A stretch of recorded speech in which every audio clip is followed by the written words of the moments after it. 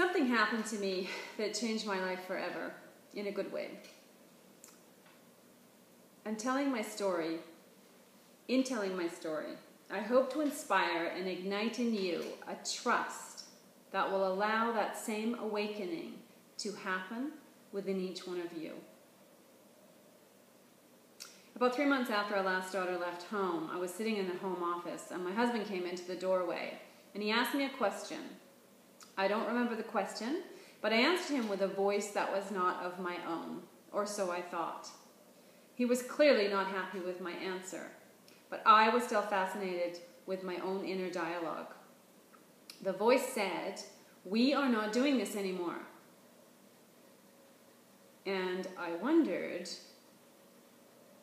whose voice was that? And what is it that we are not doing anymore? The voice said, "We are no longer saying yes when we mean no." I didn't realize I had been doing that. And my next thought went to, well, how am I going to change? What will my husband say? He won't like it. I became afraid. The voice said, "You are going to tell your husband the truth all the time of what you are thinking. Use the truth as your guide. But you must achieve this with the utmost compassion for your husband, because he will surely not understand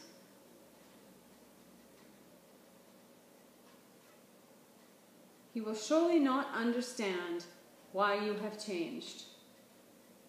The truth is, I couldn't come to grasp with it either. I had no explanation for what was happening to me in that moment.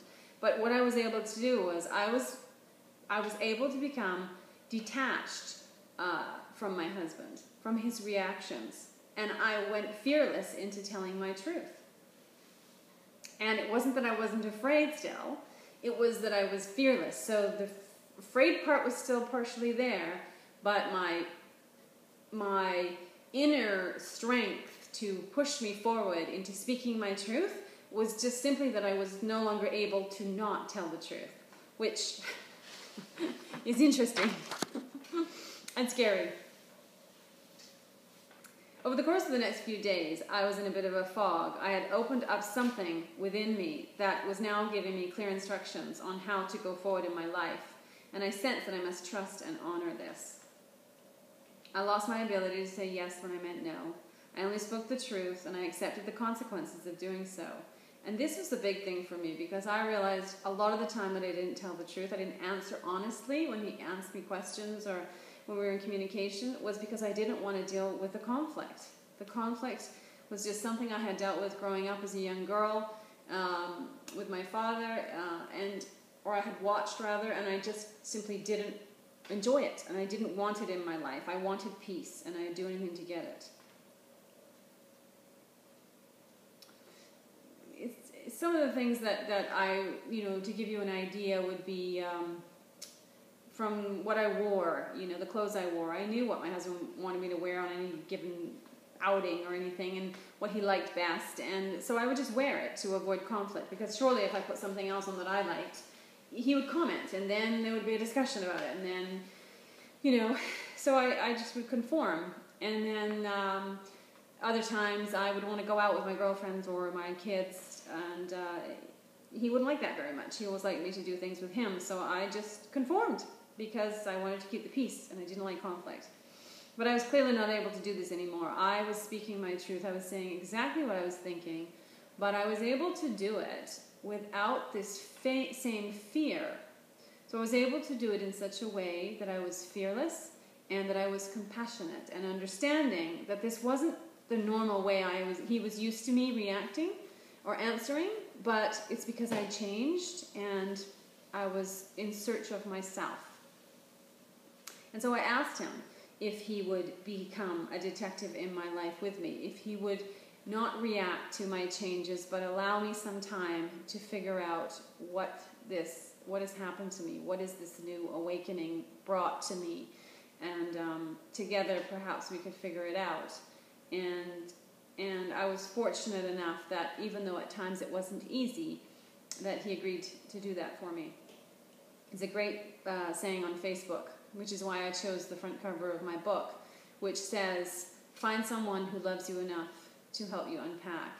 And my wisdom now tells me that we come together in a relationship and we come with our baggage, and we're in the relationship to unpack that baggage and to help each other unpack, but not to control each other or use it for control. Because what happens is the baggage you come with surely becomes the trigger in the other. And that is the awareness that we need to bring into the relationship is, if I trigger you, if you trigger me, instead of attacking because we have been triggered, we now stop and ask the question, why am I triggered by this? And what do I need to look at? And express it outwardly to your partner so that they can help you figure it out, and vice versa. Become detectives in each other's lives. That is the most compassionate way of being in a relationship. So anyway, I decided to speak my truth, even though it would bring conflict and it would disturb my peace. I think I'd got it all backwards. I believed by conforming and keeping the peace that I was getting my needs met, and I was being a nice person. And I realized that that didn't bring with it any honesty, or very little, and to my husband, to myself, and it certainly didn't lead me to be my authentic self. So not only was I not happy, but he couldn't grow either, because I was pretending everything was okay, and clearly it was not. So neither of us were growing. We became stuck.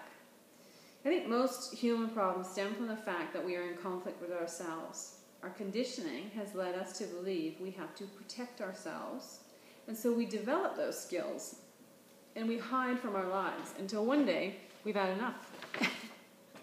We're ready to come out from behind our fears and be seen for who we truly are. Somewhere along our lives, we have been made to feel ashamed for who we are. I know in my mind what swished around was, I can't be me and be in a relationship. It was clearly not safe. And that's a really sad thing to say. And that wasn't even because I wasn't allowed to be me. It was what I believed that was stopping me from being me.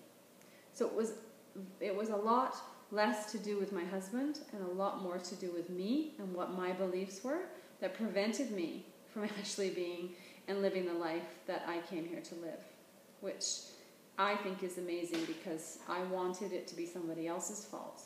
I wanted, to blame somebody else, but it wasn't until I actually got this awareness and was shown that I get to do this. I don't need to be afraid anymore, and that it is all up to me to transcend my fear, to be me, that I actually got to be me.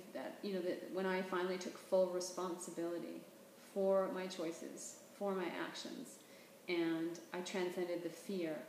And in doing that for myself, when you become vulnerable in a relationship, it's amazing how much more vulnerable the other person in the relationship also feels safe enough to be, because you no longer are projecting all your fears and they're not projecting their fears on you. So it's fear that has been doing this to us, and we need to identify what it is we're so afraid of, and it can be different for everyone. So we've all developed strategies when we're in conflict with each other, and I think there's two kinds of conditioning. Either you're brought up to conform out of fear of survival, or you were brought up to use your power out of fear of survival. So when you're in conflict with another person, do you go into the conflict with aggression, or do you go into the conflict with suppression? Either way is a form of control. So ask yourself what you do, why you do it, and get to the bottom of it. And speaking your truth, using truth as your compass. And even though that truth might not be right, it might not be the truth, it is your truth. And until you're brave enough to say out loud what your thoughts are and your truth is, then you will never really understand or get to your authentic self. You have to get it out into the world. It's a lesson on vulnerability and becoming fearless. And that's how you're going to be your authentic self. So I have a challenge for you. I have a link to a document with 10 steps of how I became my authentic self. And over the course of the next week, go through these steps. The first one is awareness. It is the most important step. Without this step, you can't even go on to the next steps. Because until you become a witness of yourself, until you become aware of how your behavior is, how you're acting and reacting honestly, until you're afraid to speak about that, and without judgment, you can't transcend any further. So this is a really, really important first step in becoming aware of how you are acting within relationships and in your life. And if you think, or anybody wants to tell you, or if you have a voice in your head that says, well, this sounds awfully selfish to become your authentic self, what about everybody else? That's the very conditioning that got me, or prevented me from being my authentic self. It got me living in a life of some resentment, which meant that I couldn't truly love freely, and it's a trap. So what I have discovered is that until you can become your authentic self, until you can love yourself unconditionally, then that is the only time that you will be able to unconditionally love others, truly unconditionally love them, because you will have the knowledge now, because you will know how it feels to love yourself, and you know how it will truly feel in your body, and therefore you'll be able to do the same with others. So to me, this is the most unselfish act that you can take on, is to go on a journey of discovery, become a detective in your own life, and become your authentic self. So check out my link. Share this video with anybody else who you think would enjoy watching it, and has some questions around whether they're living a life of their authentic self, or whether they're, either becoming the person who is the aggressor or the repressor or suppressor in their lives. And there's a section below you can leave comments to me on how you're doing, or any questions you might have, any struggles you might be having. So share the comments below. Share this with your friends and family who might be interested. And yeah, let's go on this journey together and create this ripple effect of change of how we are communicating, because I think the truth will set us free. Great. Thanks. Good luck.